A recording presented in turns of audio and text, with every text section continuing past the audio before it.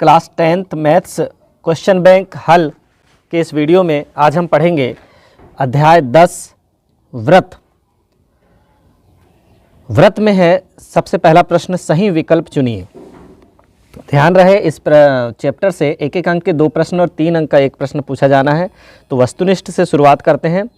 5 centimetre त्रिज्या वाले एक वृत्त के बिंदु P पर स्पर्श रेखा PQ केंद्र O से जाने वाली रेखा से बिंदु Q पर इस प्रकार मिलती है कि OQ बराबर 12 सेंटीमीटर, तो PQ की लंबाई है। तो देखिए 5 सेंटीमीटर त्रिज्या वाला सबसे पहले हम एक वृत्त ले लेते हैं। ये ले लिया मैंने एक 5 सेंटीमीटर त्रिज्या वाला वृत्त के बिंदु P पर स्पर्श रेखा PQ, ये देखिए ये केंद्र O है और यहाँ पर बिंदु P है। यहाँ पर स्पर्श रेखा कहाँ से शुरू हो रही है? बिंदु Q से शुरू हो रही है। PQ है स्पर्श रेखा। केंद्र O से जाने वाली एक रेखा से बिंदु Q पर इस प्रकार मिलती है कि यहाँ देखिए ये जो इस रेखा पर स्पर्श रेखा मिल रही है, इस प्रकार मिलती है कि OQ बराबर 12 सेंटीमीटर। तो हमें क्या ज्ञात करना है? PQ की लंबाई ज्ञात करना है। यहाँ पर बना है 90 अंश का कोण, समकोण, यानी ये सामने वाली भुजा क्या है? यह है कर्ण। तो हमें PQ ज्ञात करना है। OP कितना है? 5 सेंटीमीटर है। तो कर्ण का वर्ग यानी OQ का वर्ग वास्तव में क्या है? OP का वर्ग धन PQ का वर्ग। OP का वर्ग धन PQ का वर्ग। OP का वर्ग यानी 5 का वर्ग और PQ का वर्ग हमें पता नहीं है। OQ का वर्ग हमें पता है 12 का वर्ग। तो ये देखिए कितना हो जाएगा? 144 धन बराबर 25 धन PQ स्क्वायर। तो PQ वास्तव में क्या निकल जाएगा? PQ को हम वही रहने दें और 144 की तरफ किसका पक्षांतर कर दें? 25 का। तो PQ बराबर हो जाएगा √119, 119 करणी 119, यानी ऑप्शन नंबर डी यहाँ पर सही है।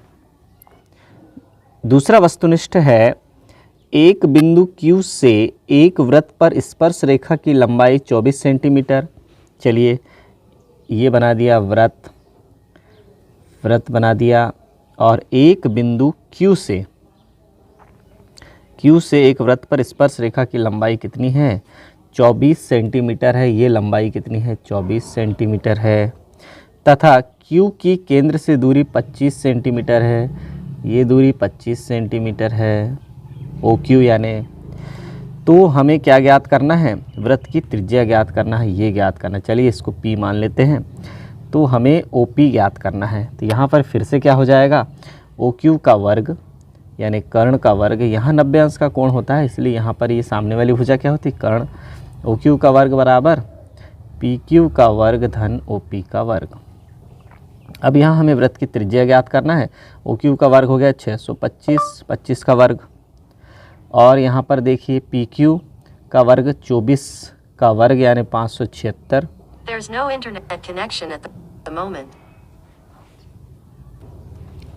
धन OP का वर्ग हमें ज्ञात करना है। तो OP का वर्ग जैसे का वैसा लिख देंगे। 625 ऋण 576 बराबर OP का वर्ग। अब देखिए कितना बच रहा है। यहाँ पर देखिए ये 15 में से 6 गए तो ये 9 बचा, फिर ये 11 में से 7 गए तो 4 बचा, और 5 में से 5 गए तो कैंसिल। OP स्क्वायर, तो OP स्क्वायर बराबर क्या हो जाएगा? 7 का वर्ग। OP बराबर हमें क्या प्राप्त हुआ? 7 सेंटीमीटर प्राप्त हुआ। ऑप्शन नंबर यहाँ पर A सही है। तीसरे नंबर का वस्तुनिष्ठ देखते हैं। यदि एक बिंदु P से O केंद्र वाले किसी वृत्त पर PA और PB स्पर्श रेखाएं 80 अंश के कोण पर झुकी हैं। चलिए बना लेते हैं। जो प्रश्न कह रहा है, यदि एक बिंदु P से केंद्र O वाले किसी वृत्त, देखिए केंद्र O वाला एक वृत्त हमने बना लिया और ये बिंदु P है। PA और PB, ये हमने ले लिया PA और ये ले लिया हमने PB। PA और PB स्पर्श रेखाएं परस्पर 80 अंश के कोण पर झुकी हुई हैं। यहाँ पर 80 अंश का कोण बन रहा है। तो कोण POA ज्ञात करना है। क्या ज्ञात करना है? POA,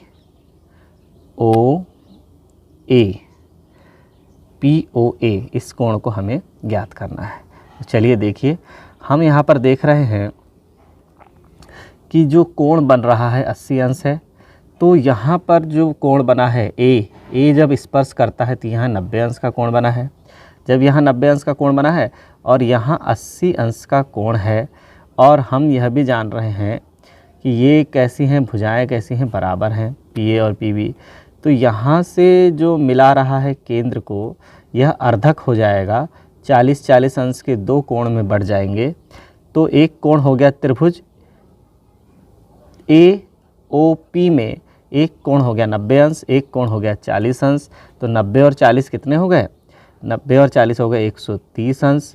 वास्तव में तीनों कोणों का योग 180 अंश होता है, तो 180 में से 130 को घटा देंगे तो 50 अंश होगा कोण POA 50 अंश का होगा। तो यहाँ ऑप्शन नंबर A सही है। ये दोनों कोण 40-40 अंश के इसलिए हैं, 80 अंश के कोण को दो बराबर भागों में इसलिए बांट दिया क्योंकि त्रिभुज OAP और त्रिभुज OBP ये दोनों सर्वांग सम त्रिभुज हैं। सर्वांग सम त्रिभुज हैं अर्थात ये जो कोण हैं 40-40 अंश के, ये भी आपस में बराबर हैं।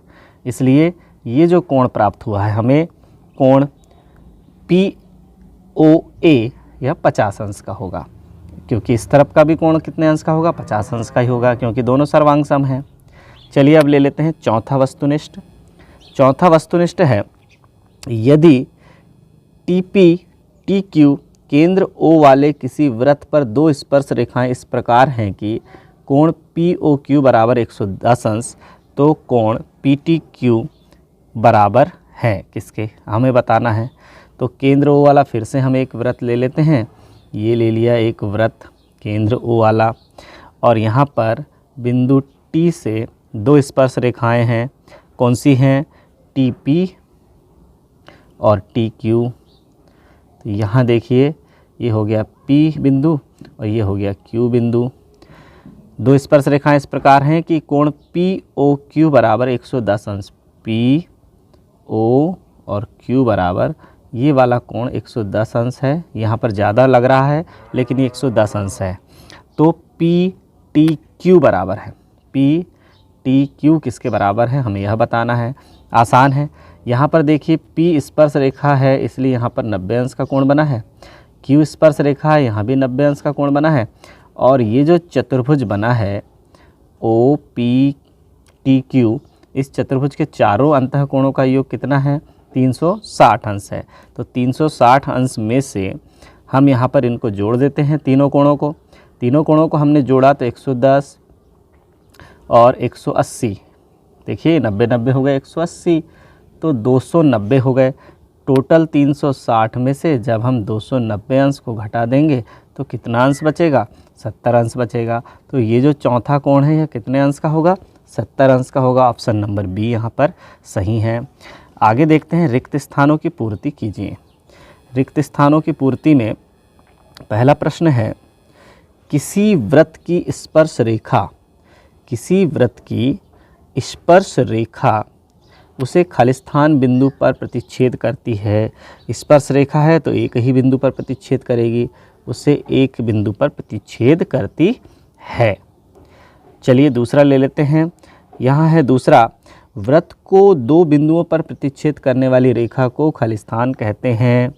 दो बिंदुओं पर यदि वृत्त को प्रतिच्छेद कर रही है तो ऐसी रेखा को हम क्या कहेंगे? ऐसी रेखा को हम छेदक रेखा कहते हैं। ऐसी रेखा को हम क्या कहते हैं? छेदक रेखा कहते हैं। तो यहाँ आ जाएगा छेदक रेखा कहते हैं। फिर देखिए तीसरा है, वृत्त तथा उसकी स्पर्श रेखा के उभयनिष्ठ बिंदु को खालिस्थान कहते हैं। वृत्त है और उसकी स्पर्श रेखा दोनों का उभयनिष्ठ ये जो बिंदु है, मान लो बिंदु P है, यह स्पर्श बिंदु कहलाता है। क्या कहलाता है? स्पर्श बिंदु। स्पर्श बिंदु कहते हैं।